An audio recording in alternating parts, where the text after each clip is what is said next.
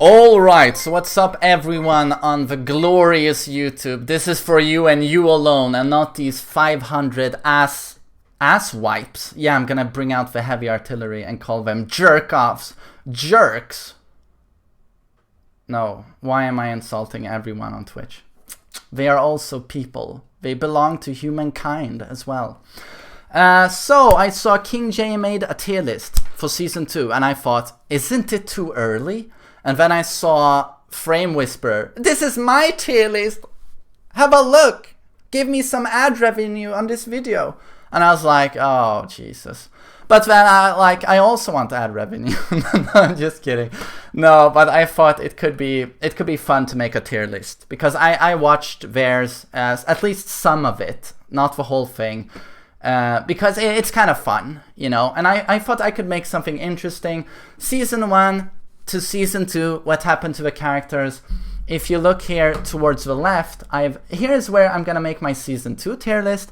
This is my season 1 tier list. I just made it, and I think it's probably the most official Tekken 7 tier list to date. You could say it's accurate. Oh, actually, I just got a text from Harada. Good job. That's the tier list we drew up 5 years ago when we designed the game.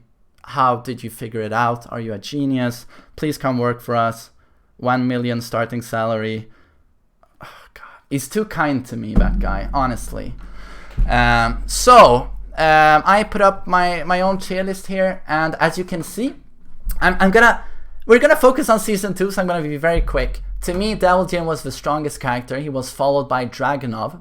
Devil Jin was much more simplistic, making him stronger. I don't have to go into detail on his moves. Then we had Kazumi, and then in my opinion, we had Paul, followed by Brian, Xiaoyu, Jack, Jin, Leo, Steve, and then it becomes it's not very dramatic or controversial. I think a lot of tier lists look like this. The only thing I made here that's controversial, I think, to some people's tier lists is putting Geese in low S.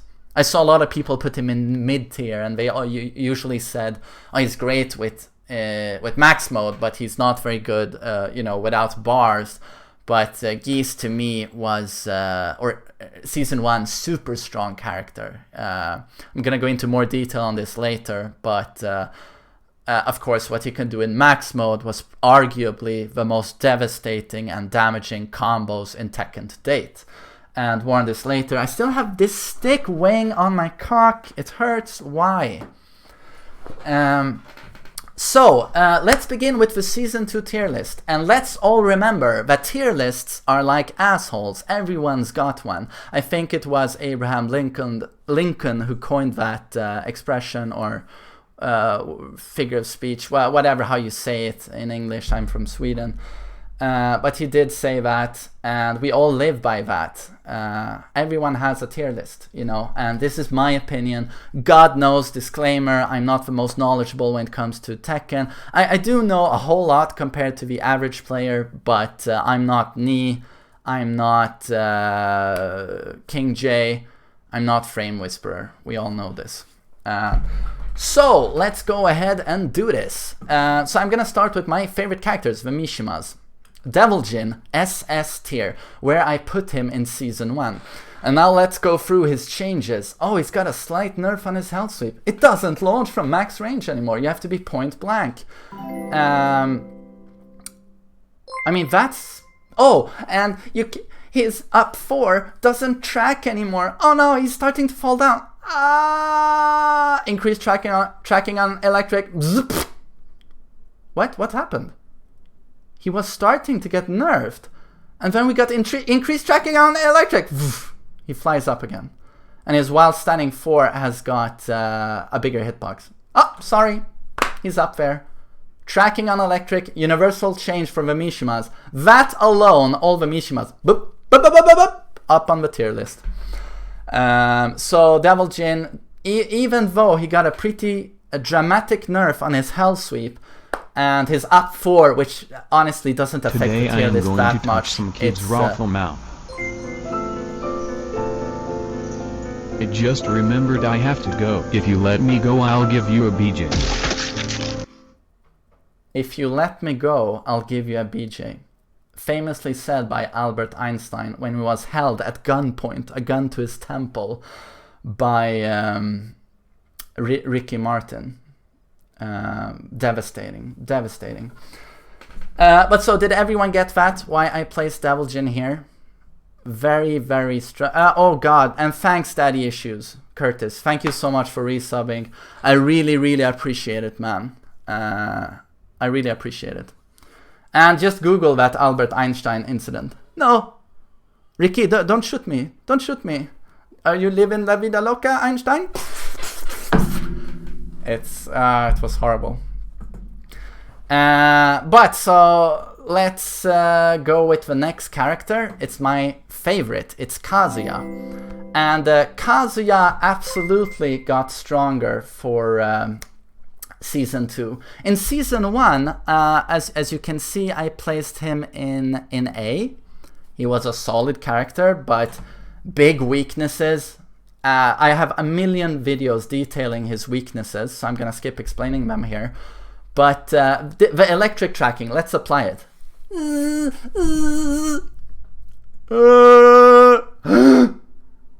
What happened? And then forward 4 on hit and block, less knockback, and forward 3, more tracking. Down back 2, knockdown into guaranteed forward 4. Down back 2 is still safe. Down forward 1, 2. Oh, easy mode 15 frame punish for 50 damage plus Okiseme. I placed him in lower S. He still has his weaknesses. He's still pretty much same old Kazuya, but his very strong key moves got buffed, and those key moves are very strong. So to me, he's a lower S character. And then we have Hajime, which I put also, I put him slightly below Kazuya in Season 1, as like Kazuya, he's a very flawed character, but his flaws were much greater than Kazuya's once you reach high level. Kazuya always had down back 4, you know, for that low poke, and so, a very workable rage drive, whereas Heihachi got no love in Season 1. A high risk, high reward character, but the most interesting change to Heihachi is you take Heihachi's mids and oh sorry, I'm getting a sub.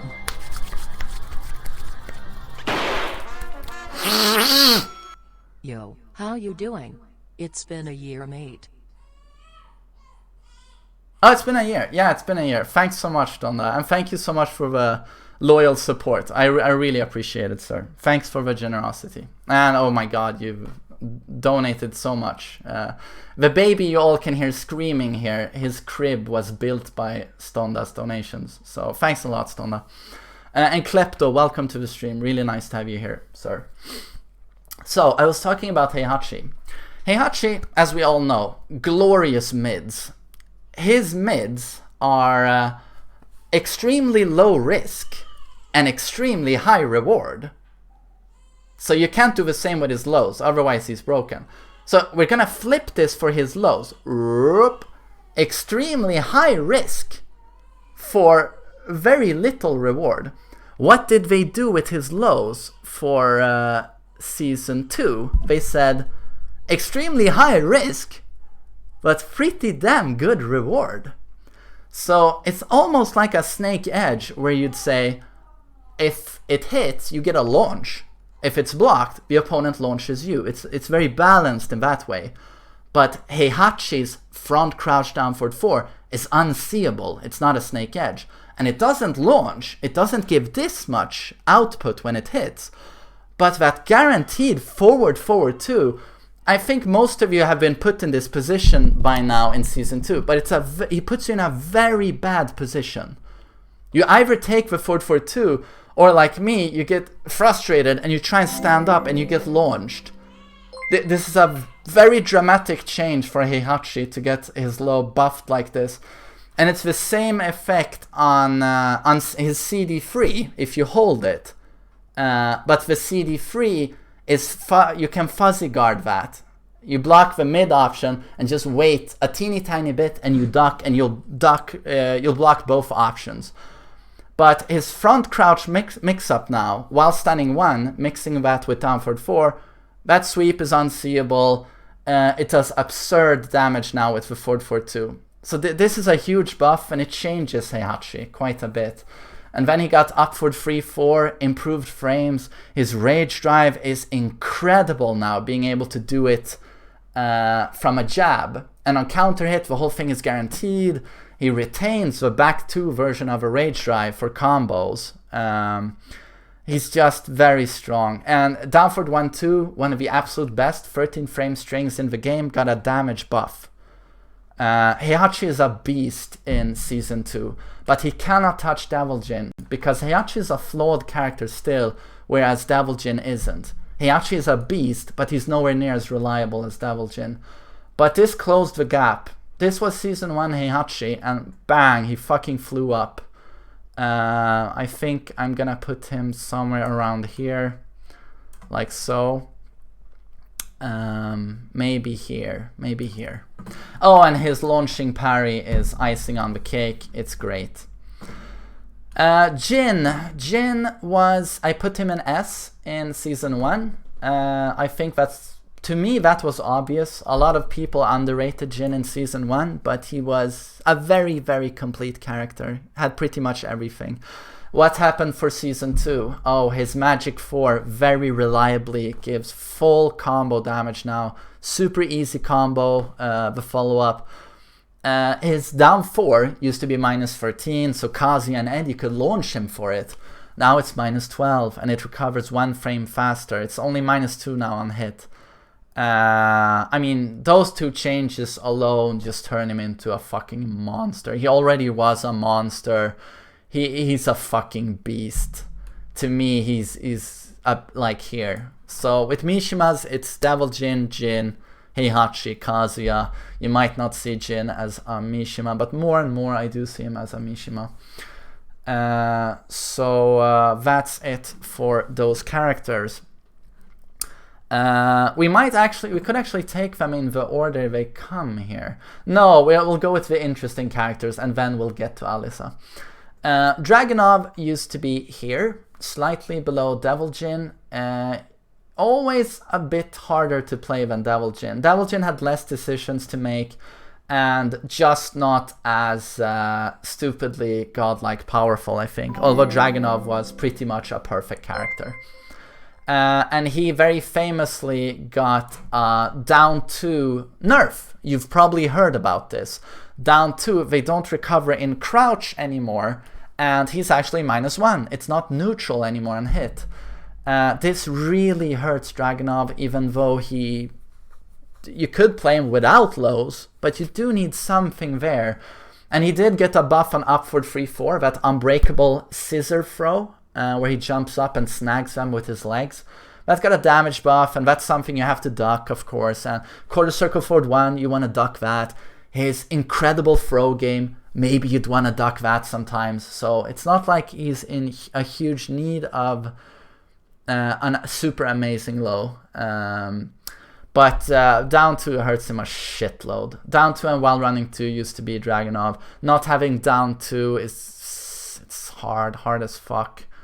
I might be over exaggerating here, but it wouldn't surprise me if he is. Maybe he doesn't go down to A, but yeah, I'm gonna put him here. I think down 2 hurts Draganov a shitload. He has down 2, but the fact that he's in minus and the opponent doesn't recover in crouch allows them to access every single tool they have.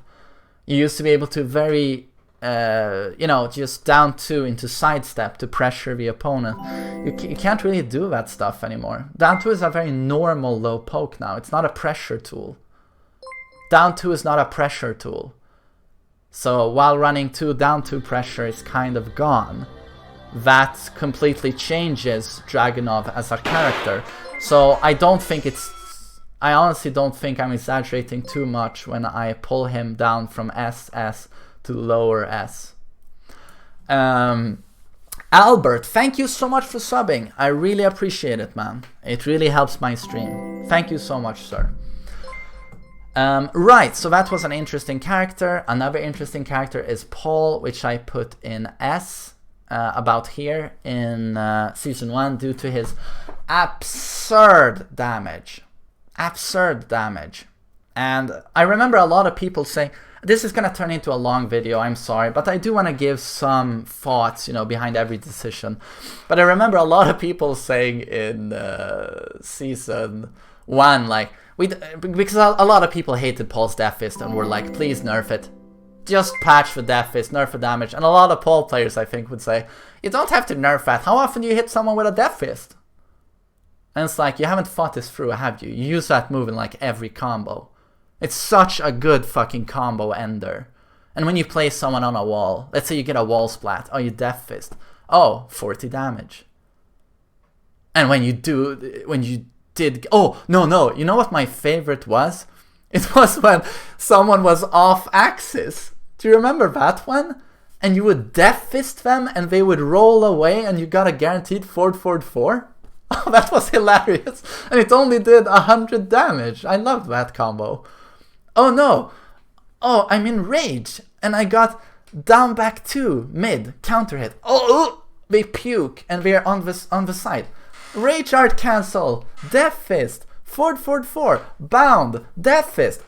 Oh, that was a death combo. You know, that sort of stuff. Death Fist. The damage was never only about in open ground getting a Death Fist. It was all the multitude of combo openings he had for that fucking Death Fist and follow-ups. So the damage nerf from that, yeah, very welcome. Thank you so much. And the stupidity when he played against Jack and Paul and Draganov, slightly bigger characters, and on the wall, 60% low hitting Death Fist. It would kill people.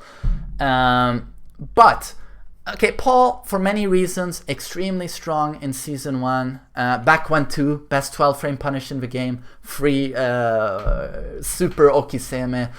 But what happened to him? He lost back 1-2. It became a much more normal 12 frame punish. Didn't give that amazing Oki anymore. And his quarter circle back 4, which was his main pressure tool, went from +3 to only +1. And it does not anymore give that stun, counter hit stun, where they are to the side. So that hurts the damage, and that, of course, hurts his pressure. But other than that, he's still very much the old Paul, and they even gave him some interesting openings for grounded Death Fist, like forward 1+4, down forward 1-1-2. So Paul is still, even with nerf Death Fist damage, he still retains the best rage art in the game, the rage art cancel. Still a very strong character. I think I'll put him right here. And then we have Law, which was a very underrated character in Season 1. I put him here. Excellent pressure while standing 4 into DSS on hit. I mean, what was that? Like +1 million? He got a 14 frame long range punish? Launch punish? 3+4/4? He has down for 2, most reliable magic 4. Down back 3, great low poke. He has a launching throw in forward 3+4. Arguably the best wall damage in the game. Excellent pressure. Excellent pressures. And excellent flexibility with DSS. Law was a very strong character in Season 1, but no one used Law. Everyone thought it was boring. Or, I guess, like me, they just couldn't stand listening to you know, all day. I mean, if I play Tekken, as a pro player, you probably play Tekken for 6 hours per day. Imagine having 6 hours of neutered boy. You know, you'd probably go insane. So, Law, for Season 2, has got enormous buffs. They buffed his fucking pressure, they buffed his rage drive, which was crap. It's safe now, thank God. It's much easier to do the high damage combos with his fly kick. He got huge fucking buffs. Yeah, you know what? I'm gonna place Law here. I think he's gonna be super strong in Season 2. If people play him, that is. If people play him. Hwoarang has got very interesting changes. In Season 1, I put him in A. And what they did, they nerfed his damage. Overall, huge damage output on Hwoarang. They nerfed the damage a bit, even though he has some new combos in Season 2 that do a shitload of damage. His down 3-4 went back to full-on pressure mode. On hit now, you don't knock back the opponent, so now he can actually keep up the pressure, and they buffed his pressure, I mean his down forward 4 from right flamingo stance. It's plus on block, and a lot of moves have less pushback see the now. Right side of your tier list. Paul is not visible on TheMainManSWE. Thanks, man. I'm sorry. I need glasses. I'm 33 years old. Feel sorry for me. Thanks for the donation. You know what? We're gonna do this, and we're gonna do. Okay, thanks for that. We can see Paul now, and that actually helps if you can see the tier list I'm trying to make. But where was I? Hwoarang. Improved pressure, less combo damage, but the pressure has been improved greatly, and the combo damage has been nerfed a little bit. And his rage drives have been buffed, especially his rage drive 1, which is amazing. So Hwoarang, I would say, is buffed, but I wouldn't say it's a legendary buff. He's still a very complicated and difficult character, and that's always going to hold him back unless they give him some excellent, overpowered move, you know, like a high-hitting power crush that's safe on block, that launches, and it's like a big hook kick. Yeah, but he's strong, but he's not that strong. And then you have Steve, which he was strong. He was lower S, I would say, in Season 1. Also a character that's hugely complicated, with an enormous move list, where one player might play Steve like this, and one player might play him like that. There's just such a diverse tool bag that it just depends a lot on who plays him. You'll see different Steve players, and that's what's so amazing and magical with Steve, in my opinion. That you can be so creative with him. But arguably an incredibly strong character. He has the frames as well, he has the tools, but he relies a lot on counter hits to launch people. He did get an orbital in up back 2, up for 2 in Tekken 7, but he still relies a lot on counter hits. But then Bandai Namco did something it still puzzles me why they did this, but they gave him enormous buffs for Season 2. This was honestly a character I thought was either they do nothing or they give him a small nerf. But they improved a lot of his strings. For example, down forward 2-1 and you mash 2, you know, he'll not do 4-1, he'll do 4-2 feint into a mid 2. All the variations of that where he feints, it knocks down now for guaranteed follow-up. And then they gave him a rage drive, a new rage drive Sonic Fang that's going to launch after that. And those options were safe, of course, on block. And the rage drive is a 14-frame Sonic Fang that launches for enormous damage. Enormous damage. So anytime Steve's in rage and you're minus 14, you're dead. Anytime he's in rage and you're moving around like this, he'll catch you with that Sonic Fang because it hits from the other side of the stage. For those of you who don't know, Steve's Sonic Fang will very reliably punish Heihachi's forward 4-2. You know, it's got enormous range. So I don't know why they buffed him. But I can't put him in SS tier because he is too complicated, too many decisions. He's not very straightforward. I'm going to put him in high S. That's what I'm going to do. And then we have Brian, who I put him very high in season 1. I put him something like this, but he's not stronger than Jin, in my opinion. Season 1, just very complete. Hard to play character. A lot of people say there's no execution to Brian, but there for sure is. A lot of his key moves are locked behind either quarter circles or forward inputs, or jet uppers, an awkward input, forward back 2, down for the 1-1-1, that very good machine gun punch, poking string. You need execution to do that well.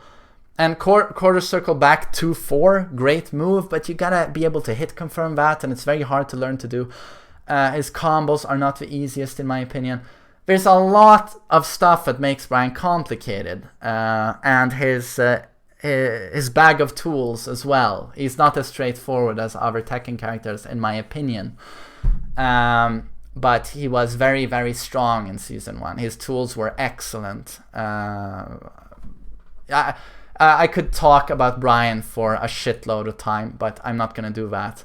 But for season 2, his back 1, better frames on block. What is it, like +7 on block now? But down for the 1-1 was nerfed. We are closer to him. His taunt, thank God, did not get destroyed. It's back to the way it should be. With some did they improve the tracking on the taunt, or is it like season 1? I haven't tested that since they patched the taunt.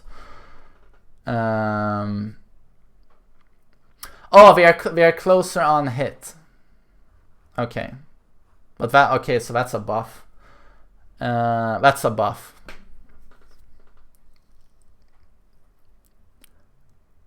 Okay, someone says taunt sucks. Oh, they reverted it to season 1, right? The taunt has the season 1 hitbox, right? Or has it got a better hitbox than season 1?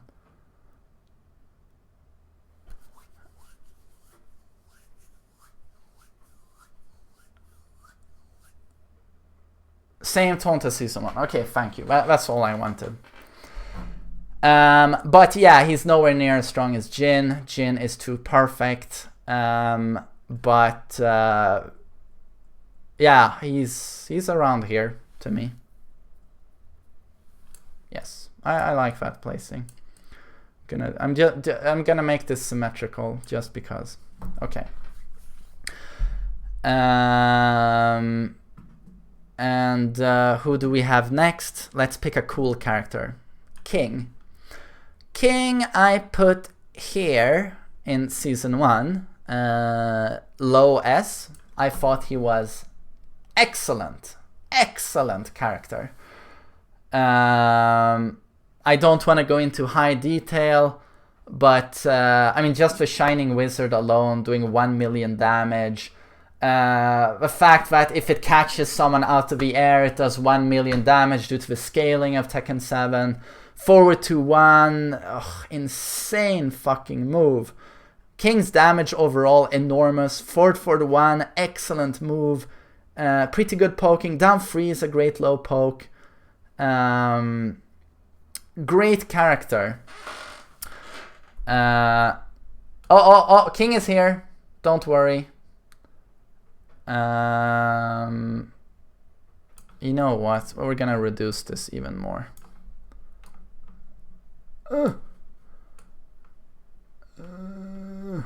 Just so I have a teeny tiny bit more of space to work with. But King is he got buffed, of course. He was already strong. They did one thing which I love. They gave you one more frame of leniency on his giant swing. And not on the initial throw break, but on the tech roll. If you fail to break the initial throw, you'll get swung around like this. And when he throws you, exactly as you hit the ground, in season 1, you had to do a frame perfect tech roll. You had to sit and wait. You could mash, but it was so hard to time. And the character would tech roll and you would dodge about 35% of the damage. or 40% of the damage. I don't know the exact numbers there, but it used to be super hard to do. I don't know why they changed that. Giant swings, like what? Best throw in the game? Let's make it harder to tech roll. Well, that doesn't make any sense. So they reverted it back to Tag 2 and previous games. You have one more frame now of leniency, so now thank God I play against king players and I don't want to pull my hair out. I can actually very reliably, 80% of the time, I tech roll the giant swing. I can actually time the tech roll. But he's got huge buffs on all of his poking. They nerf the giant swing, but huge buffs on all of the poking. Down for 2-1 counter hit is easier to hit confirm. Down for 1 better poking, really? Wasn't that good enough? Forward 2-1 already did 1 million damage and a super damaging combo filler to put them on the wall. And what do they do? Let's buff the damage! So I mean, king, he's here? I mean, he's S tier? I mean, a lot of people are gonna scream, but I think he's S tier. I think he's S tier. He's strong. He's very strong. Lil Majin, fucking tier whore. Season 2 comes out and he's been playing Yoshimitsu for 8 years and he's like, I'm gonna pick up king! He looks really strong! Tier whore. Me, I've always played Kazuya, even when he was crap. I always stuck with my character. Lil Majin, like, oh, I'm gonna pick up king. Look at the buffs. I'm gonna pick up king. Jesus. No honor. Only guy with honor in the Tekken community. Yeah, that's me. That's me. Yeah. Okay. Xiaoyu. Xiaoyu I put in S tier in Season 1. And she got some devastating nerfs, like her down forward 1 doesn't track to her weak side anymore. She got a whole lot of other nerfs. I don't remember them now, but they were back turned 4, that launching bicycle kick. Less pushback, easier to punish. She got some difficult nerfs to work around, but she also got some big buffs, like her X marks the spot, forward 1+2, 1+2, highly delayable, launches on counter hit. That's great. Is it her back turned down free now that knocks down to the ground? So she actually has a really scary low now from back turned. Those are good buffs. And she still crushes like a fucking bitch. So I think we're gonna fucking leave her here. I mean, her rage drive is also hasn't been touched, right? I think she's still gonna be a nightmare. Very strong character. Jack.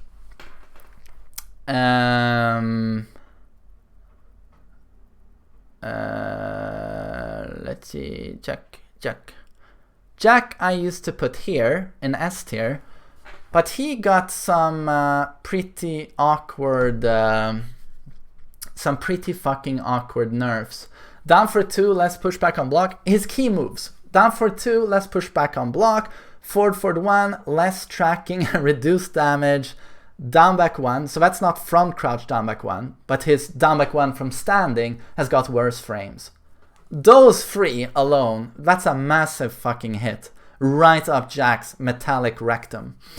That hurts the character. He got a 1-1, 13 frame punish, natural combo, but the 1 has got pretty shit range. He also got like Xiaoyu, an X marks the spot type move in down forward 3, 1+2, highly delayable, launch on counter hit, and it's safe. That's a cool thing to have, but still he has been nerfed, obviously. And slightly reduced damage on his down forward 3-4 shoulder, and I agree. Could have been nerfed even more in my opinion, because his wall game is just ridiculous. But I'm gonna move him from S to right about here, I think. Yes.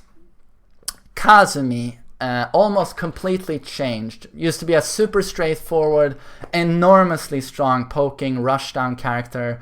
Almost reminds me a bit about Draganov and how incredibly straightforward the character can be, but even more so straightforward than Draganov. I mean, Kazumi players, it was literally, oh, here's my brain.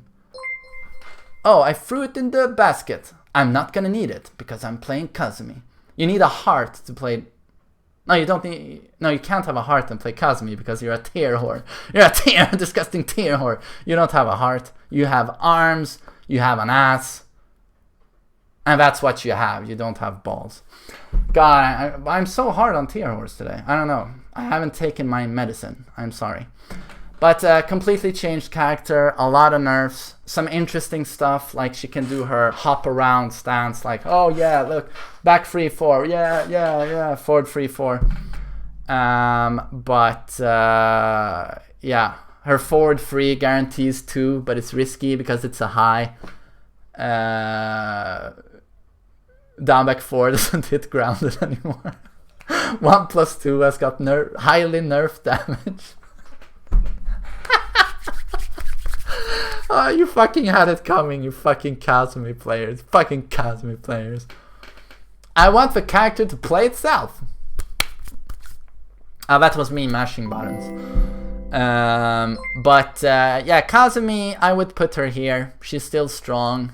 But I don't know. She's probably around here. I think she's been nerfed a lot. A lot. I mean, okay, I think I could be wrong here. Disclaimer, I don't spend time with Kazumi anymore. I used to when Tekken 7 was 2 weeks old, and then I realized she was boring and overpowered. But let's place her there. And then we're gonna pick Gigas because it's so empty down here. Gigas in Season 1 was the worst character. He's one of the worst characters I've ever seen in a Tekken game. He doesn't even, like Kuma. You know, Kuma's always had shit frames, but he always had gimmicks. Very strong gimmicks.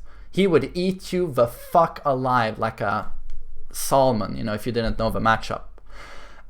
He has no gimmicks, no panic moves. Nothing. I mean, it's so garbage. Such a garbage character.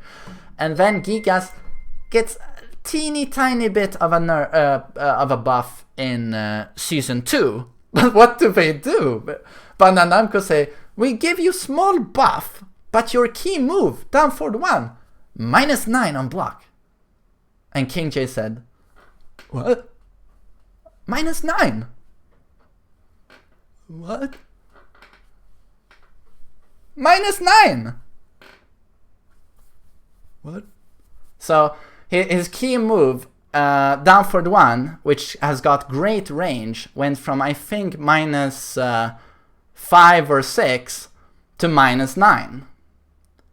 And this is where you just go like, why?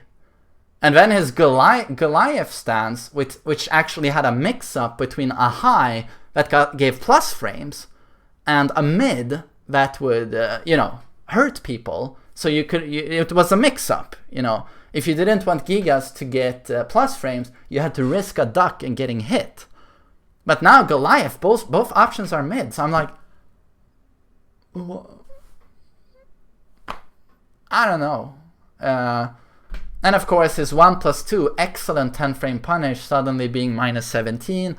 Obviously you shouldn't be having that blocked as it's a punish, but it can happen to the best out there to have that blocked, and now you're gonna get launched. Gigas remains fucking low tier. He just remains a garbage character, in my opinion. And then very interestingly, we used to have Lee at C tier. Always, if you had enormous amounts of execution and skill, obviously a stronger character than Gigas. But I don't think it's very honest to not take into account in a tier list how difficult a character is to play. And that's why Lee, to me, always has been a very bad character, because you work literally 5 times as hard as everyone else, and you get less efficiency than everyone else. You know, it's like being, you know, someone has a very modern car. It's a supercar. It drives super fast, and it almost controls itself. I mean, this car drives itself. And then the Lee car would be the car that's way slower and that's hell to drive. Like, oh! You know, that's Lee in comparison to the other characters. So Lee used to be way too much work. But now he got huge buffs. I have to say enormous buffs. Down 3 on counter hit. Thank God, I wanted them to buff one of his lows. But down 3 on counter hit is a full launcher. And that's not bad for a very fast low that crushes a lot. Highs and a lot of mids. And he has a 10 frame punish now that does 50 damage. Free. It's not very hard to do. They've made it much easier to do. You do that, those kicks, ta, and then they drop down like this, and you get a guaranteed blazing kick on the ground for a total of 50 damage, and it flips them for great okiseme. Those 2 changes alone, and then his back 4 now launches. Front crouch, down forward 4 forces crouch. I mean, yeah, it's pretty fucking beast mode. He's pretty fucking beast mode. So Lee, and the thing I know is that you'd see some Lee players do really well with him in Season 1. I mean, take a look at Korean legend, I guess, to me now, I'm Your Father, playing the character Lee was in Season 1. And he's literally up there battling Knee and even beating Knee in a fucking deathmatch. And that's how dedicated the fucking Lee players are. It's like, it doesn't matter if you don't give my character a fucking cookie. I'm gonna create that fucking cookie from scratch. I'm gonna make it work. So that's why I was so terrified when I saw the buffs to Lee, because I was like, the really good Lee players made him work in Season 1. And now with these buffs, I think Lee... The people who did well with him in Season 1, they're gonna be gods in Season 2. But, so I think he's A, is where I would put him. But of course, yeah, he's A. He's absolutely A. Question is, honestly, if he's not even higher. To be honest, that 10 frame punish is so good. Yeah, I'm gonna put him here, I think. Who else is very interesting? Claudio was he was an A character to me in Season 1. He got a complete overhaul in Season 2, where he doesn't have these perfect moves anymore, you know, like forward 3 and hop kick. You could basically play Claudio in Season 1 with forward 3, hop kick, and sidestep 4. Don't really need anything else. Those are perfect moves, you know, for what they do, respectively. And they changed those moves. Hop kick, more punishable. On block and on width, you know. On block, they recover slower, both characters. So it's easier to time the punish. On hop kick, he goes stiff Italian, you know, he lands like this, you know, and easier to whiff punish. Forward 3 is now high. It's not -9 anymore, it's like -5, I think, but it's still high now. So that means suddenly his 4-3, that string, you can duck the second hit.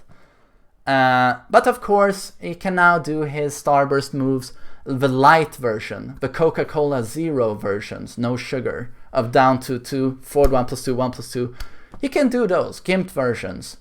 I think he remains A, to be honest. I think he just remains where he is. He's just a much more interesting character now. He went from a brain-dead pizza pepperoni 5 moves character to a character who has a personality, who has distinct trademarks. And well, I mean, he always had that with Starburst, but you actually have to use a couple of moves now. He has a very short move list, which was comical in season 1 because you had 40 moves and everyone used 5 moves. Now you have 40 moves and people will use 20 moves. You know, it's I think it helps him overall, makes him more interesting. But he's gonna remain there. Eliza, one of the characters I really dislike a whole lot, used to be pretty garbage, a bit better than Geese, maybe B, C, B, B. I think she remains in B.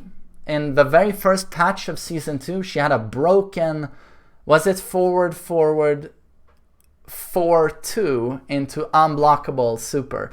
If that would have stayed, she probably would have been around here, but it didn't stay. It was a bug.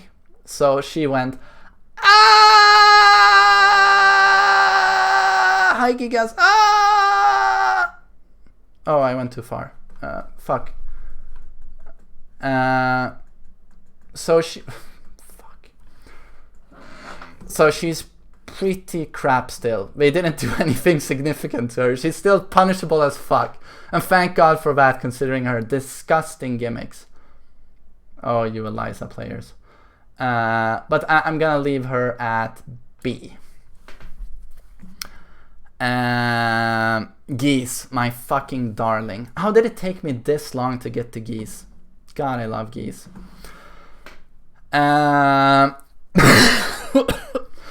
Geese, as I explained before, I put him in S in season 1, and this was controversial, you know, because a lot of people would put him in mid. They would say, oh, he's garbage without his meter. But Geese in season 1 is an underrated monster, in my opinion. His damage output was second to none. And I'm not gonna brag here, but I was the only person to do a death combo without rage in game, in a live match, and have it retweeted by Katsuhiro Harada. Okay, no, that was joke. I didn't mean to brag. What I meant was I did a death combo. No, but what I did was I did this, then raging storm, and then punch, and he died. God, I'm so cringe today. I'm so cringe today. I'm sorry. But, so, I managed to do a no rage, no counter hit. No counter hit, no rage, death combo with Geese. And I don't think anyone else ever managed to do that with any character in the game. I don't think any other character could do that. You can death combo with Paul with rage, yes. But not without rage. And I think Akuma can do a death combo without rage, but no one has ever done it in-game because it takes so much work. Geese, with not a whole lot of work, could death combo. No one else could do that. And he worked as a Tekken character, you know, because Akuma, he didn't have, you know, the Tekken tools, so to say, like good pokes, good punishes, good counter hit tools. But Geese, excellent Magic 4, excellent down for 2, fast, well, slightly fast, you know, mid homing counter hit launcher. You know, sidestep 3, excellent low. Back 1-2, perfectly safe 12 frame punish with, doesn't do a shitload of damage, 28 damage, but it's got good plus frames. His downward 1 was excellent, and he had downward 1-1, downward 1-4 for mix-up.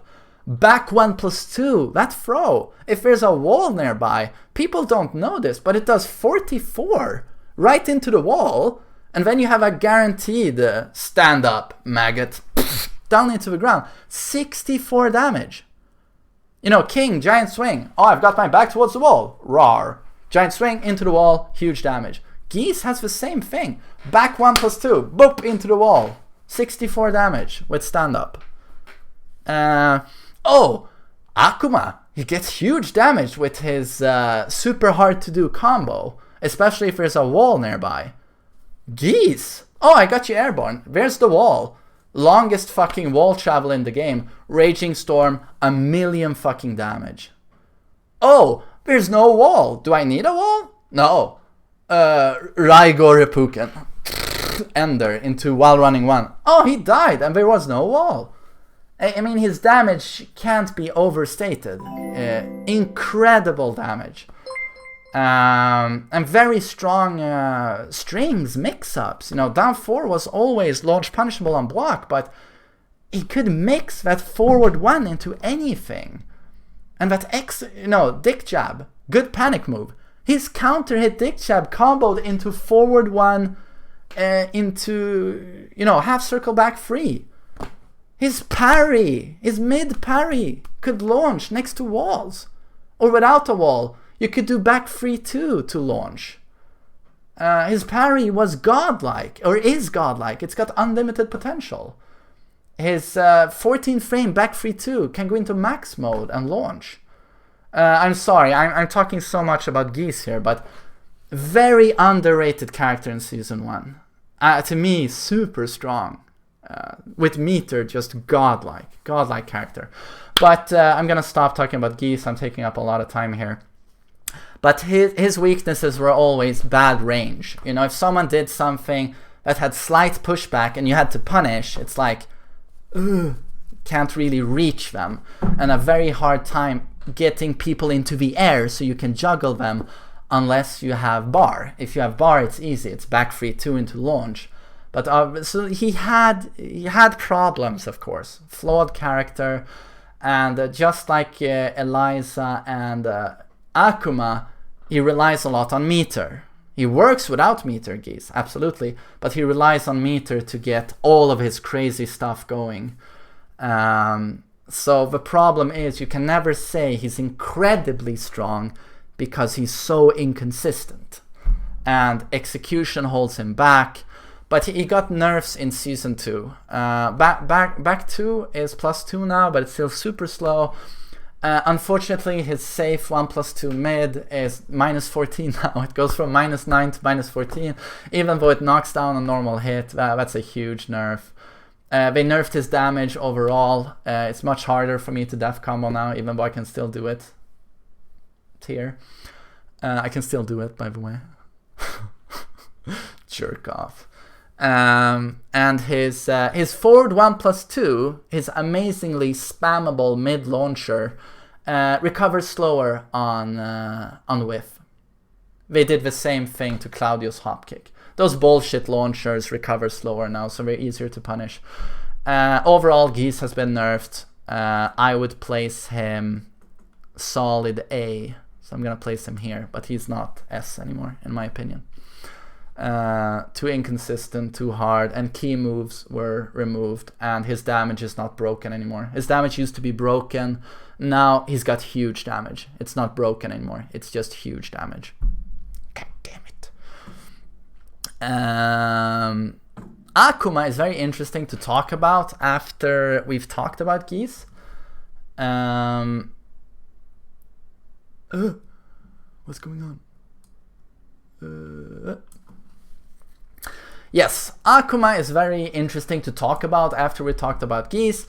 I used to see a lot of top players tier lists in Season 1. They would put Akuma right next to Geese, but to me it was always like, how can you say they are equally strong? Obviously, Akuma, crazy stuff when he has meter. Arguably crazier stuff than Geese, his 1+2 charge into 1 million damage. But it's so hard to do. And I know most Akuma players are on hitbox or mixbox or keyboard, making those sort of things easier. And I understand why, because it's very technical to do that shit. But Akuma, always much more inconsistent than Geese. And you would see this reflected in tournaments as well. You'd see Akuma from time to time, but you'd see Geese a whole lot. And why was this? More consistent, slightly easier execution. Compared to Akuma, he doesn't rely on these, weirder moves. He relies more on traditional Tekken. Oh, I got a counter hit magic 4, 1 million damage. I can poke very well with my down forward 1. Down forward 2 is a homing mid counter hit launch. He's got a great command throw in back 1+2. He has the toolkit. It's much more complete than Akuma's, even though Akuma has crazy stuff from his down 3, into combo, into whatever. But Akuma takes huge risks to take his stuff going. I can't impossibly place him here. I placed him in B in Season 1, and to me, that is where he remains. I just cannot see Akuma as an amazing, amazing character. I don't know, this could be controversial, but that is Akuma to me, at least, my opinion. It could be very interesting to talk about Lars. Lars was arguably around here in Season 1, just not a strong character at all. I mean, great players like Lohai could make him work, but didn't he write Harada like, this is my list for buff for Lars, please, please? And Harada took his lighter and said, maybe next year, and he torched the entire tweet. But yeah, Lars is just not a very strong character. I don't know. I mean, everything just feels so risky. All of his lows, risky. Outside of front crouch, down forward 1-2, but it takes a long time to get into that. They reduced the crushing on his orbital, on his up forward 3. Good wall damage. Lacks decent poking. Lacks... Oh god, his down forward 2. Remember how good his down forward 2 was in Tag 2 and Tekken 6? And then we just destroyed it into down forward 2-1. Let's make it launch punishable! Rage Art, garbage range. Rage Drive, almost useless. You do it from a stance and it gives you some plus frames. Yeah, I don't know. And what happened with him in Season 2? He got the overpowered 4-2-1 into 1. That was a bug, obviously. It was nerfed, removed. But I thought he would actually retain forward 2-1 into Rage Drive. And honestly, he deserves it. He could have kept that. That would have made him way more interesting, way more fun to play. He would go up a bit. He wouldn't be here. If he had forward 2-1 into Rage Drive, he wouldn't be here. It wasn't broken. He'd be somewhere around here. I mean, couldn't that have stayed, at least? But no, obviously not. Can't give Lars anything decent or fun. So he got some interesting things. My favorite is back 1, knocking down and wall splatting on counter hit. Out of, is it silent entry? No, dramatic entry. Forward 3. He can do his hell sweep from that. I like that. Improved crushing on forward 3, that stands. But still a very, very, very flawed character. But yeah, oh, Arc Blast. You won't eat a jet upper anymore. It's not minus 14, it's minus 13. 1 year of Masku. Here is to one more. Masku. Thanks so much, Barcode. I really appreciate it. Thank you so much, sir. So, Lars... I don't know, man. B? B? That back 1 is pretty cool. B? Oh! I forgot. His silent entry 2. Let's say you do forward to 1. The low option 2. That was made faster by 2 frames, I think. 2 or 3 frames, perhaps. And that does a lot for that 50-50 mix-up. I almost forgot about that. That's a great buff. That solidifies him as a solid B. Obviously B.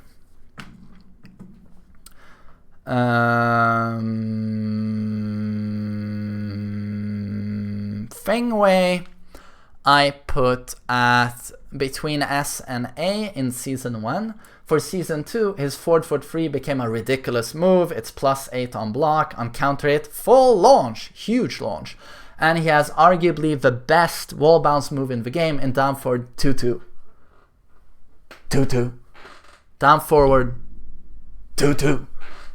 Just so you guys know what move I'm referring to. That move was, I mean, it's just excellent, you know. I mean, face any Fengwei. You know, all day long. And now it's a wall bounce. That's pretty good. But all of his lows are much easier to punish. All of his fucking lows are much easier to punish. And that hurts him. So, yeah, I don't know. You know what? I'm gonna leave him where he is. I think he's a great character. Teeny tiny bit flawed character, but a great character. Difficult to play. Large move list. Just like Jin. Just the definition of one of those characters where you can't only use 8 moves and make the character work. You have to know how to utilize 40 moves. And it's difficult. I think those are the 2 characters where you have to be the most diverse when it comes to your tool bag, so to say, your move list. Let's see. Not a lot of interesting characters left, I gotta say. Miguel, the infamous T-Rex arms. In Season 1, used to have long arms in Tekken 6 and Tag 2. They nerfed his range. That hurts a character like Miguel, who relies on all of these, swinging his arms. He's a brawler. Like his 2-1, excellent. Used to be an excellent punish. Much worse now. But, yeah, he used to be quite bad. But now, not as bad as Lars, in my opinion. I think he was B. And now they gave him some... they all take all of his Savage Stance stuff. I mean, they've buffed some other moves. But basically what they said is make Savage Stance super deadly. Every single move out of Savage Stance is better. Including down back free. A low that to me was excellent before. They buffed his wall damage. Savage 2 does more damage. But out of Savage, back 2, the punch parry launches. His down forward 2 from Savage Stance has got enormous pushback. If you block that, they just fly away like this. And you can't punish it. So his Savage Stance is super annoying now. Oh, down back free, down back free. Down for 2, you can't punish. It's at least much harder to punish. Miguel is much stronger in Season 2. Much stronger. Question is, though, how much stronger? I'm gonna put him... I would say stronger than Claudio, though. I'm gonna put him here. Hopefully I'm not overestimating him. But and down for 2 flips them on the ground as well. He's strong. He's strong. Josie, I put in. Where's Josie? I'm trying to see. My Season 1 tier list is so small. Where's Josie? Oh, I put her in high A, AS. Very strong character. In Season 1, although she was at her strongest when people were mashing buttons. Harder to open up someone who's a really good turtle. But strong as fuck and so easy to play. Literally plays herself. Plays with herself. Funny. But she got humongous buffs in Season 2. I don't know why. She got Bruce's old... Is it Muay Thai stance 1+2 where she jumps and elbows and it's perfectly safe. Front crouch down for 4, 1 million plus frames on normal hit. Just overall improved pressure. She got huge buffs and I don't know why.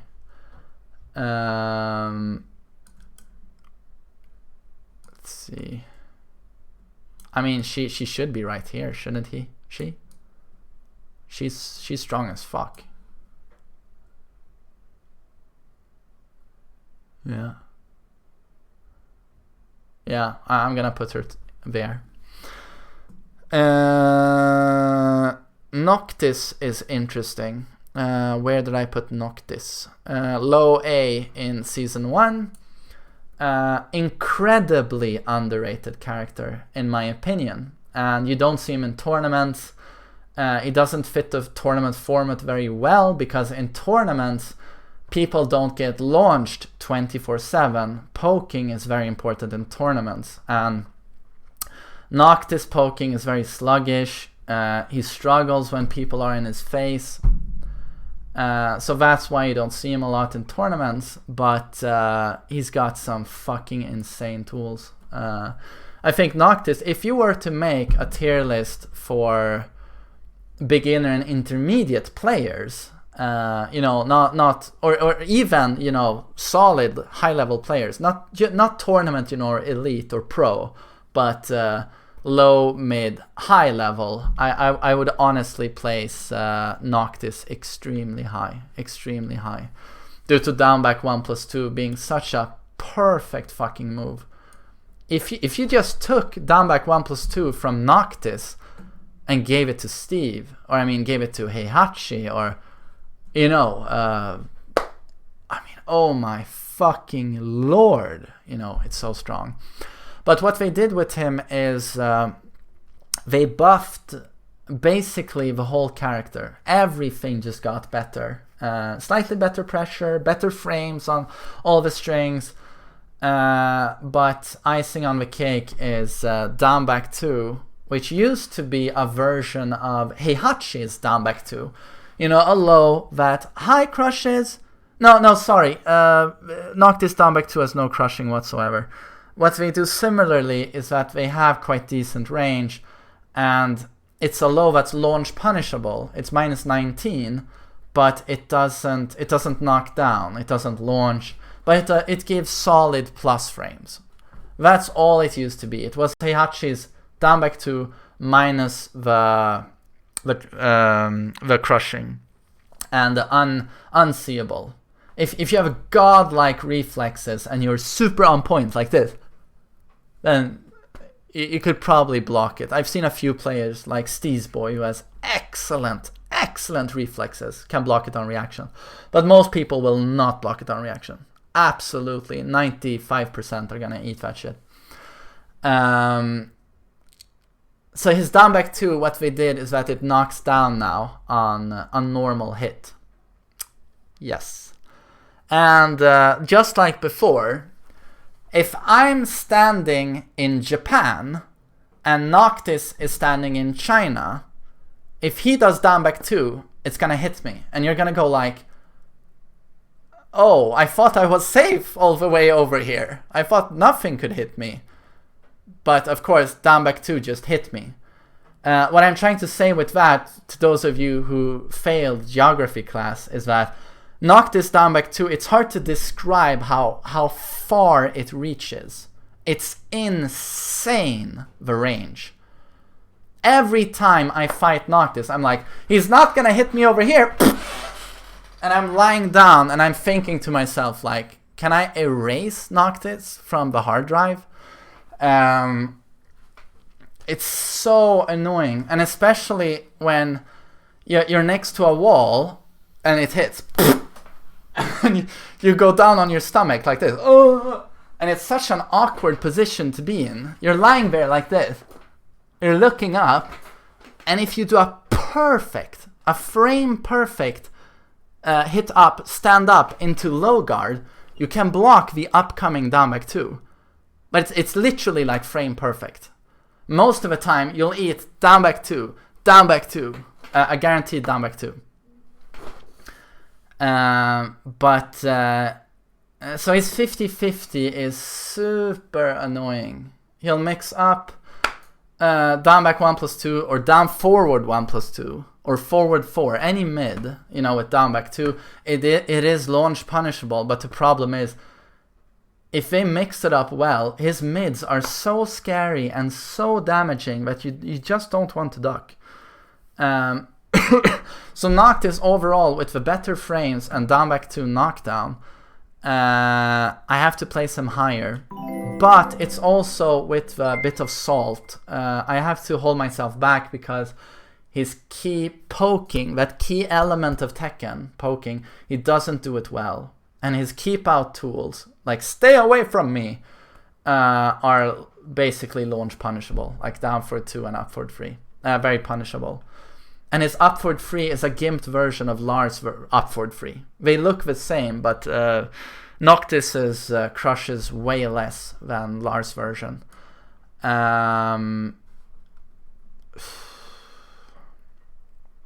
He goes up a bit. I'm gonna put him here. But I'm just gonna say, if Forsen wants a new character to play, and a character that basically gives him a free juggernaut again, we know he played Katerina. When it comes to ease of use versus efficiency, this is the tier list.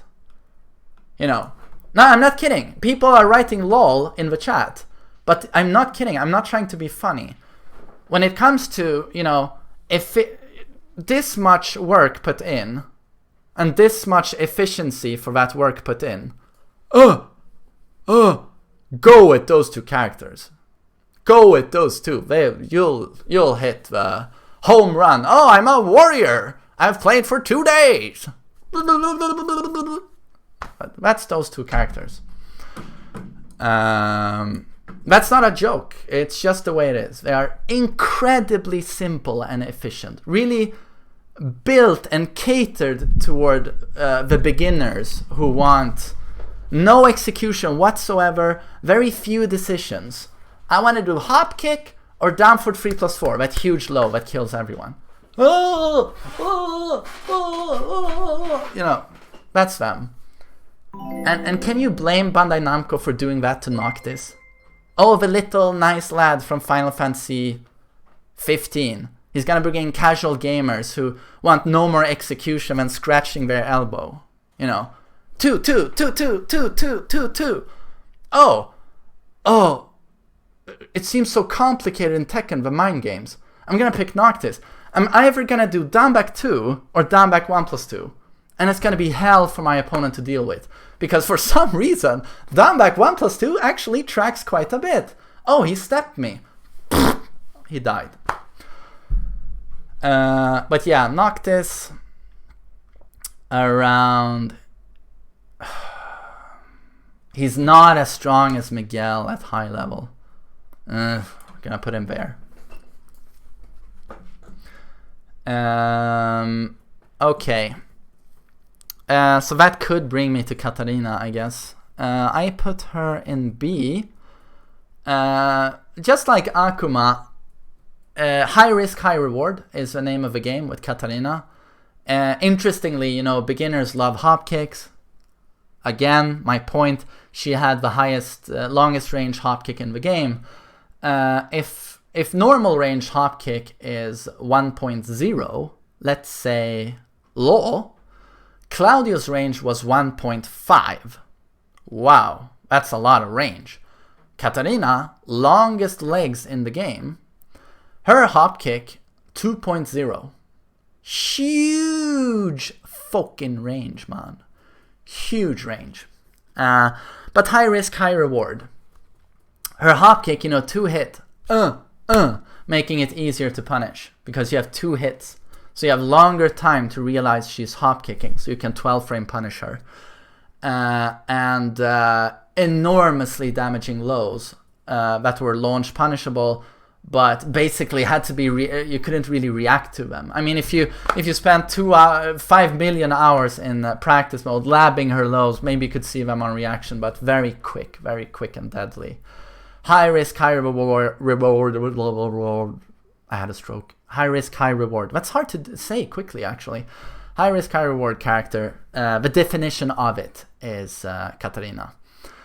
But she got some very interesting buffs. She got 4424, which is potentially, if you're fast enough, a 13 frame, not 14 frame, right? A 13 frame launching high.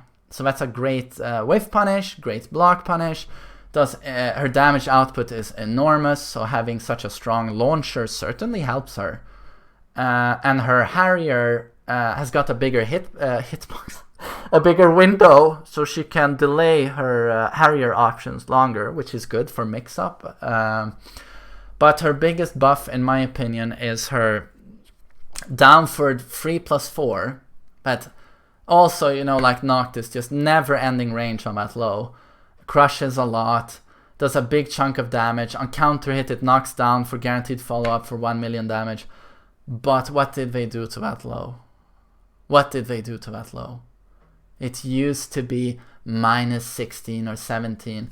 And by 9 Namco said, let's put it at minus 14. So sure, Kazuya can twin piston it, but everyone used to launch it. Basically no one can launch it anymore. It still does huge damage. And what else did they do? It used to be like minus 2 on hit. Now it's plus 2. So now when it hits, she has the advantage. She has the advantage when it hits. It's not even high risk, high reward anymore. If it hits, big chunk. If it's blocked, you'll basically eat the same damage. And it's unseeable. So yeah, I'm just trying to say here that she got some substantial buffs. So Katerina, she's still a very flawed character, but she fucking goes up. And you also have to take into account how reliable she is. You don't need execution, you know. You have to take into account in tier lists how hard is the stuff to do. Is it easy to choke or get a miss input? Katerina, no execution whatsoever. But I'm gonna put her here. Just another dude. Cheers for that. Yeah, Todd deserves a shout out. My brother for sniping Forsen. Good job, Todd.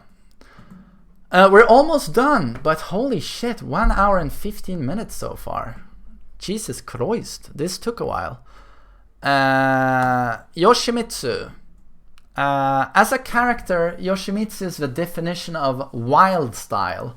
This is a Korean term for characters who are batshit crazy. They are retarded. No, that's not politically incorrect. They are fucked up. Yeah, I don't know. Wild style is a character who relies on just doing the most obnoxious shit, you know, gimmicks, and trying to catch the opponent, you know, in a flowchart or in a setup. That's Yoshi. Always struggled with having, you know, solid moves with good frames. You know, the core Tekken. He's always been the character hoping that the opponent doesn't know the matchup. Hopefully you haven't seen this setup before. Hopefully you haven't seen this before, or this, you know. And for that, that makes him unreliable, inconsistent, albeit some very strong gimmicks. You know, like his helicopter tech catch, his unblockable sword sweep, his fucking flash, you know, super fast parry launcher.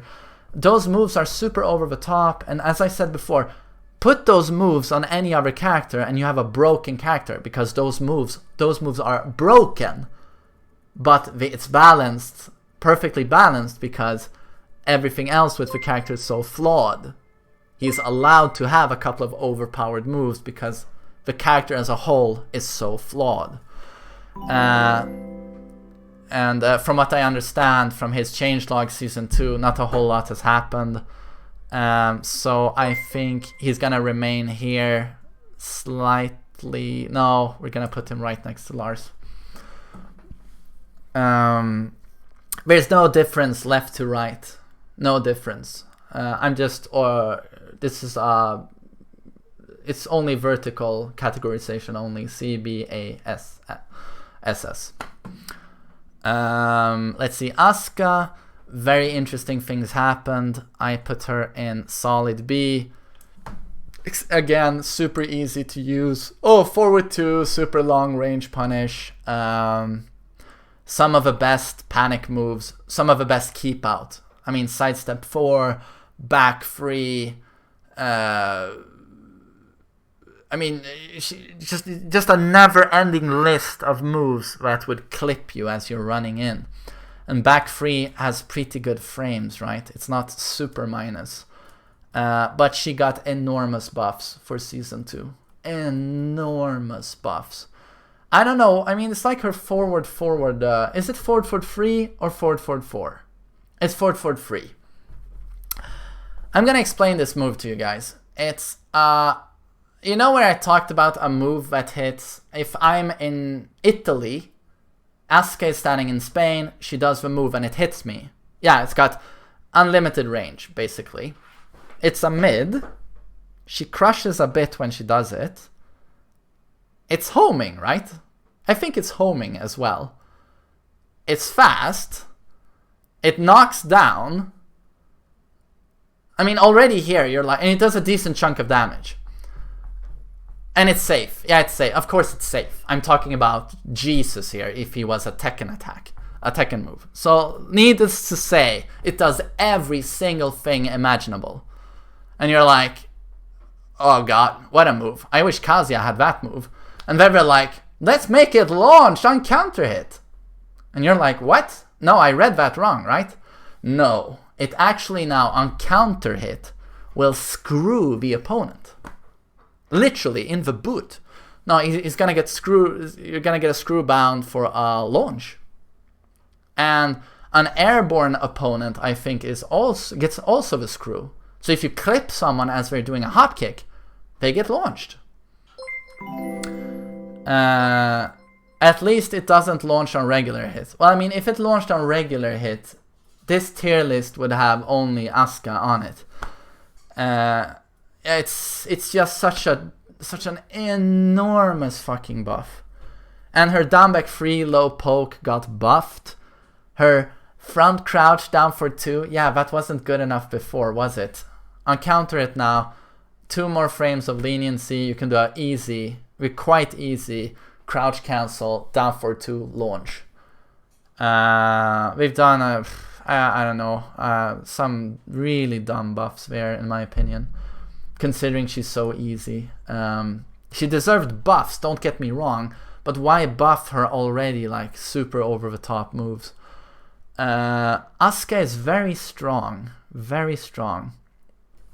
But this is actually the first time I'm a bit... I don't really know where to put her. She's somewhere around here.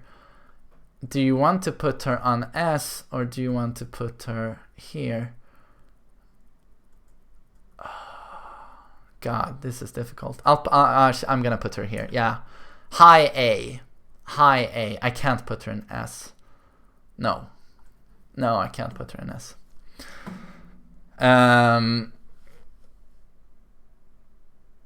She is definitely S if Kazuya is S. I don't think so. I think Kazuya, if you have really godlike execution, Kazuya is very, very strong in Season 2. A tracking electric, like, forward free, improved tracking. I talked about Kazuya before. I think Asuka is extremely strong. And yeah, I might be wrong here. You could easily... You know what, we're gonna do this. He can actually be here. But Hwoarang should probably be here, like so, to be honest. And Draganov is slightly higher. Yeah, something like that, I think, is probably the most accurate. In my opinion, of course, in my opinion. And note here, this is not Asuka being S, this is Asuka being somewhere in between S and A. A lot of people now shout like Asuka to the heavens, you know, the clouds. She's SS, she's S. But, nah, I don't think she's that lethal. Compared to the really lethal characters. She's not a Steve, you know. And they're very different characters, but she's not a monster. And people who play Asuka usually have an average IQ of like 68. So you're gonna need the players, not only the frames. Okay, sorry. I'm sorry, Asuka players. I just had to do that. We all know it. God, I'm sorry. So sorry. I didn't mean it, okay? This is my joking face.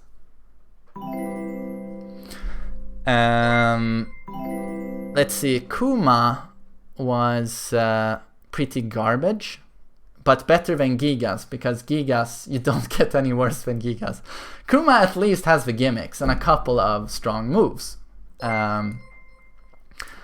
So what do we do to Kuma? He got some buffs, but I don't even remember his changelog, but I just remember thinking, well, it's a couple of cute buffs, but he still has all of his weaknesses, and he's still super punishable. And they didn't give him a really good, wow, oh, this move seems great. So, I don't know. Are we gonna put him under Lars here? This is, of course, fun considering, and this just says to you how, proves to you how needless all of this is when Korean legend Rangchu picks Kuma and takes him to grand finals in what? Multiple tournaments? Or was it one tournament where you reached grand finals? It's like Tekken is such a balanced game that it's always much more down to the player than the actual character. It's so balanced. But I think it's fair to say that some characters are stronger than others. Leo I put around, let's see. Leo I put around S, in a high S even, in Season 1. I thought that was perfectly fair because very complete, versatile character, very high damage, probably the best wall options in the game. You know, if you had your back towards the wall versus Leo, oh my fucking god. No execution needed, a hell sweep with great range that tracks, her fucking orbital on grounded opponents, down for 2, just excellent. Back 1, oh my fucking lord. My fucking lord, she had so many over-the-top options. And down for 2+3, great low. That was the biggest change, I think, going to Season 2. She just lost all of her bullshit. Orbital doesn't stun grounded opponents anymore for bullshit. The bullshit is gone. Down for 2-3 doesn't knock down anymore. It's more of a normal low now, and it's only -12. But that's still good. You can't say that's a huge nerf because it's just a different type of low now. It doesn't knock down, but it's still a very good low. I think Leo in a nutshell in Season 2 is losing the over-the-top bullshit, but while still remaining a very strong character. Back 1 doesn't give that bullshit counter hit launch anymore, by the way. Thank God for that. Oh, down for 2+3. Sorry, I forgot about that. I knew that. But thanks so much. Sometimes it really helps having a chat while you're doing these videos. Down for 2+3 launches on counter hit. Yeah, it's a great move. So a very changed low, but still a great move.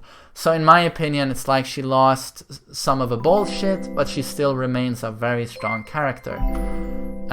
You just don't see her a lot in tournaments, and to quote the great Nee, he said, she's an amazing character, you just don't see her because she's so fucking boring. Oh, I'm sorry, it's actually a guy in Tekken 7, I always forget that, but officially Leo is a dude in Tekken 7. On the website, Leo is referred to as a male. The German male who voices her has a cock. And if you check him out in customization mode, he has male pecs. He has the male anatomy. He does not have watermelons. He does not have coconuts. He does not have fun bags. He does not have tig old bitties. He has male pecs. It is a male. Yeah. Leo remains a very strong character. I think arguably I could fucking leave Leo here. I think Leo is that strong. I think Leo is really strong.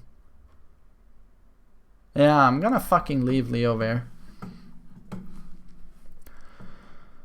Leo is a girl, dude. A girl. Did you listen to everything I just said?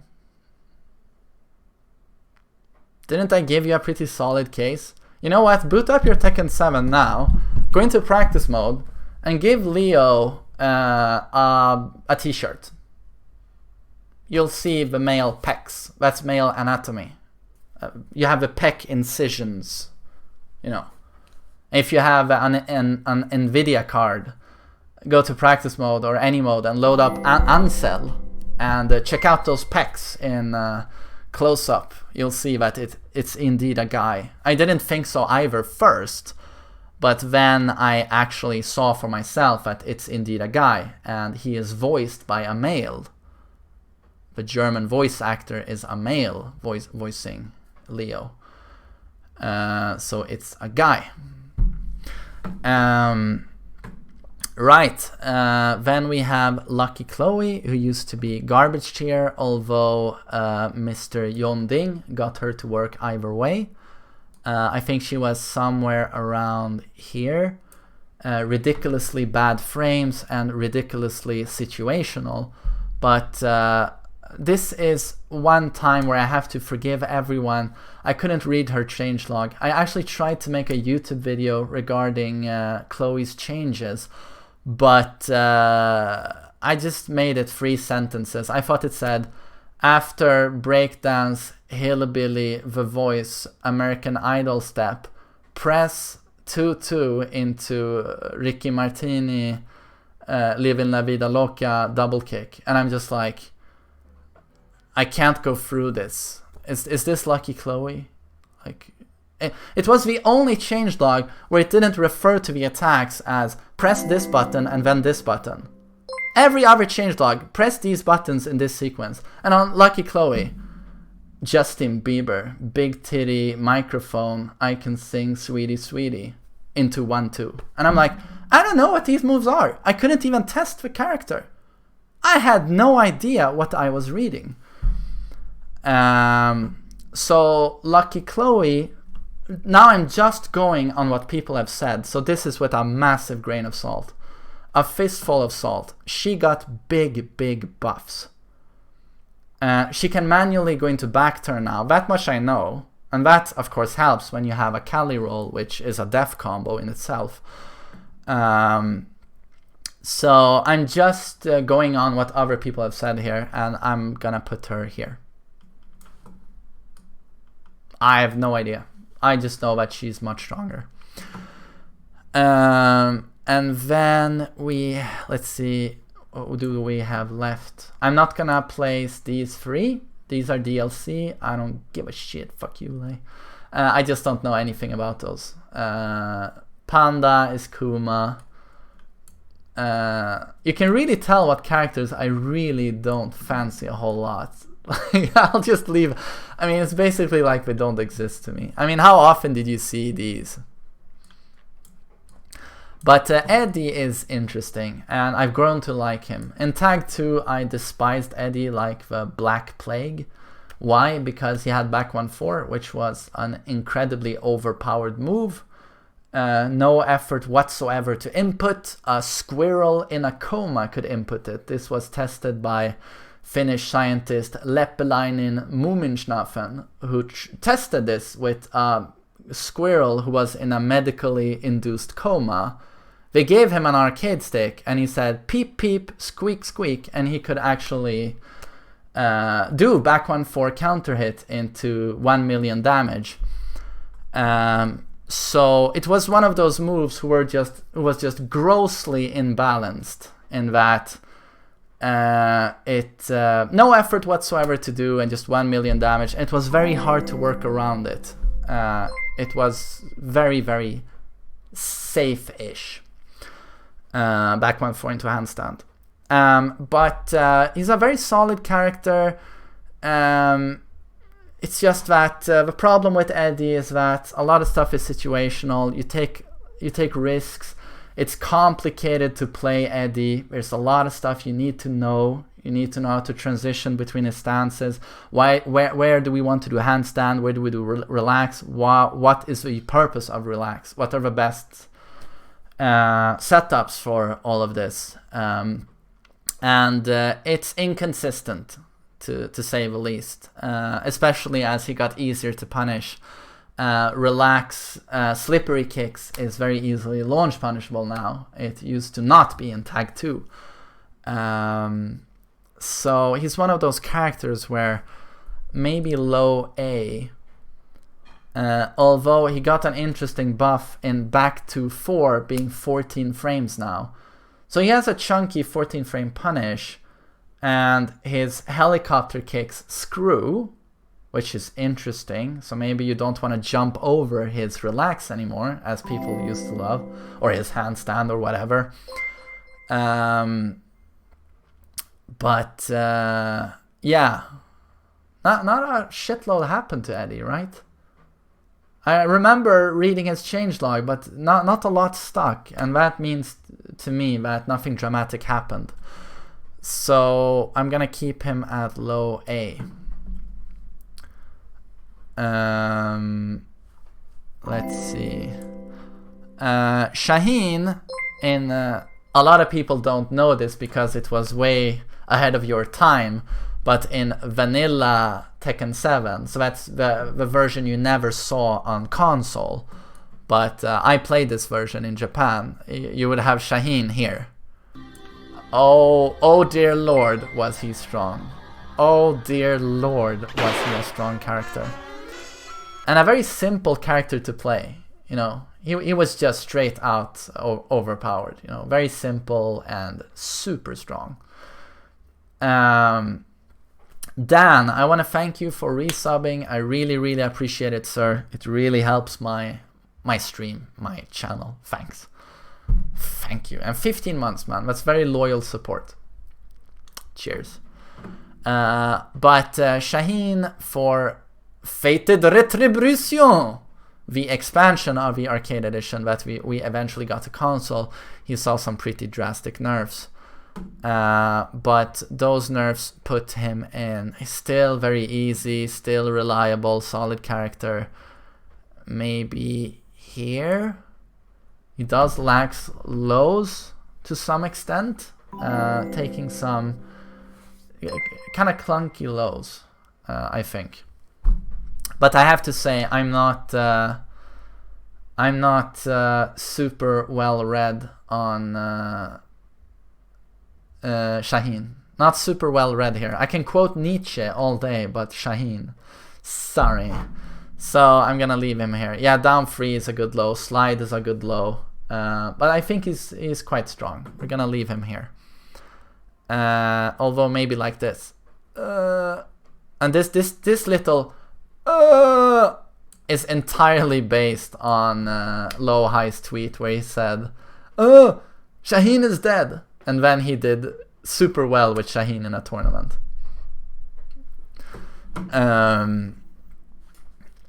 So we are left with characters where I'm just like, who gives a shit? I could honestly almost end the video now. I don't think anyone would care. I mean, Bob players, I think there are 2 of them in the world, and they both died 5 weeks ago due to elderliness. So I mean, he's quite irrelevant. No, PewDiePie plays him, that's true.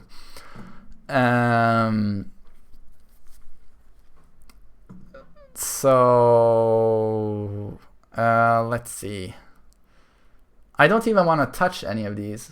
I'm gonna get red dots on my cock just touching them.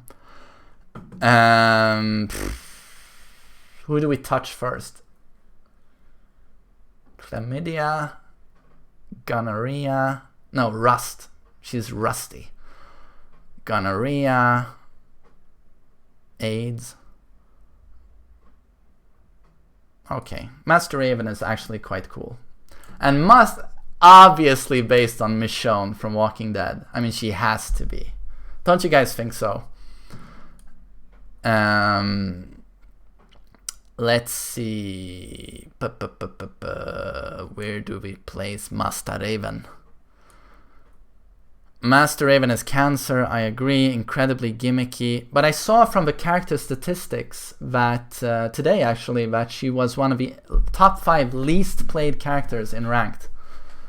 So she, and that works to her advantage because she's a gimmicky, hard character to read, and then no one plays her, so you never get the chance to practice your reading. So I think Master Raven players take huge advantage of that. But where did I place her in season 1?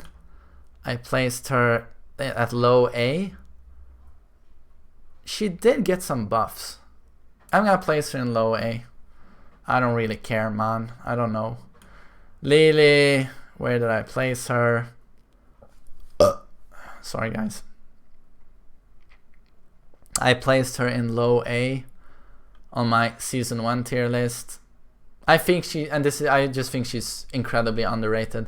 And I'm not lying when I say that ahead of Ni wrecking cooldowns with Lily, I was one of the people, well, the only one who said she could probably take out cooldowns. No, so okay, that was a joke. I didn't say that specifically, but I always said that she's much stronger than people think. She's got excellent movement and stepping, huge combo damage. Down forward 3 is a great mid. Down 3 is a great low. Quarter circle 3+4 is a great pressure tool. She has good options, man. Really good options. So I'm gonna leave her there.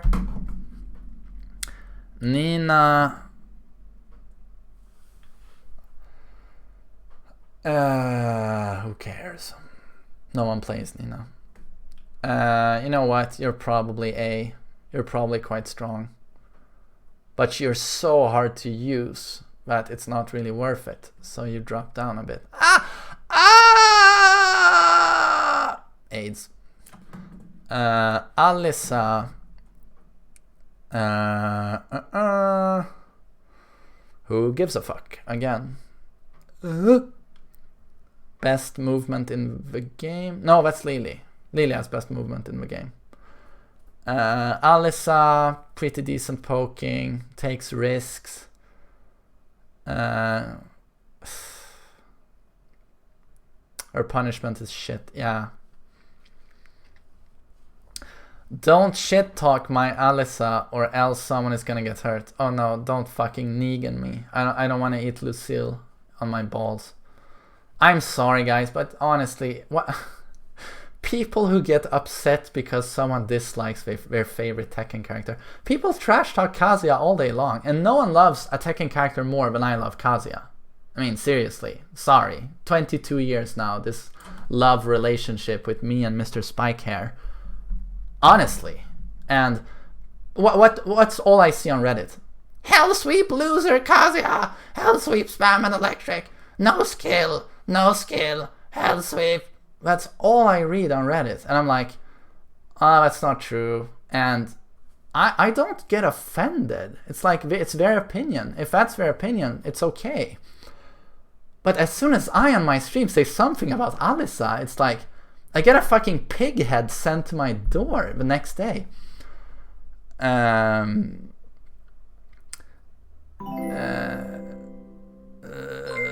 was I?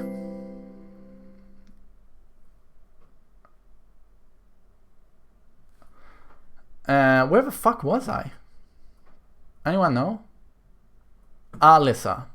I don't really know. Well, we'll just put her here. Bob, I put in... Huh? Where's Bob?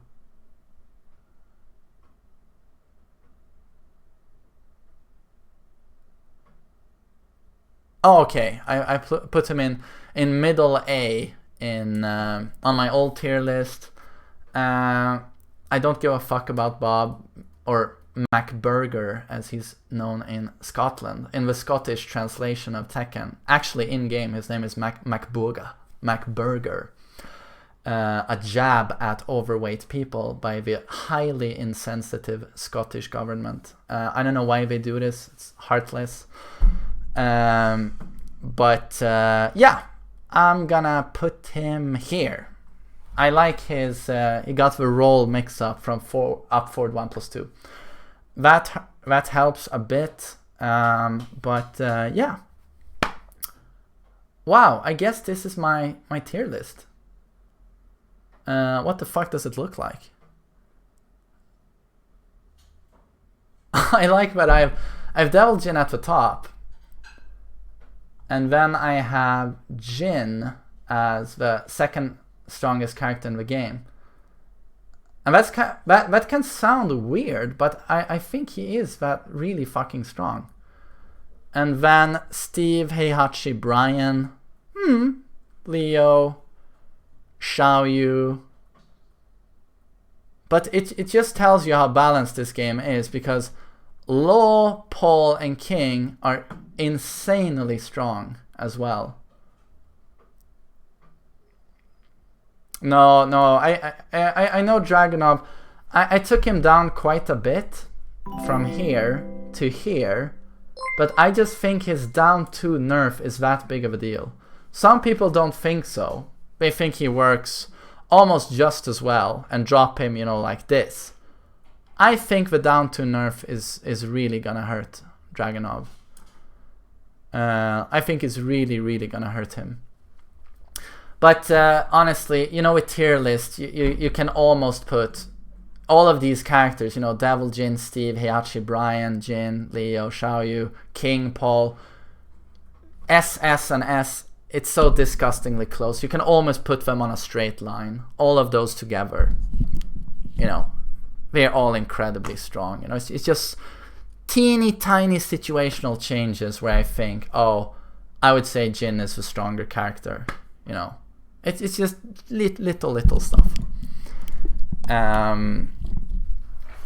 But Jin still lacks range on his 12 frame punishment. But that's his weakness. I mean, everything else is just godlike, in my opinion. I really think Jin is incredibly strong in Season 2. Incredibly strong. If you don't think so, I mean, change my mind, but he's almost a perfect character. I hope you enjoyed my tier list. I can't hear my voice. I'm losing my voice, so I'm gonna go and drink something. I'm gonna take a short break. I'll be back in 15 minutes or something with some ranked battle. I hope everyone has a nice day if I don't see you again. So take care and see you in a bit, those of you who stay.